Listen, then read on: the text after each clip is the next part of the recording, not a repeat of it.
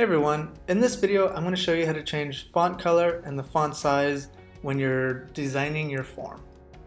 First we'll start with font color. To change the font color you first need to select the element. For this example we will choose this first one labeled first name. We click that and here on the right side in the element styling section we see font color labeled as pound or hashtag 808080. I want to change that color to be black, so I will select there. We have this color option, color picker option here, or if you know the hex code, that works as well.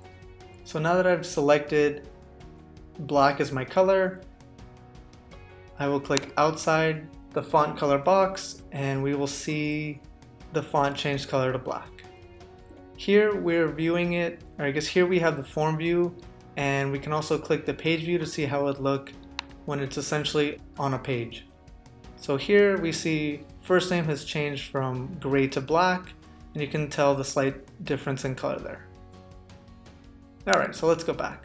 So we just changed the font color, now let's change the font size. So the same principle applies. First click whichever element you want to change, in this case first name again. We see font size here in the element styling section, and let's make it 20 pixels.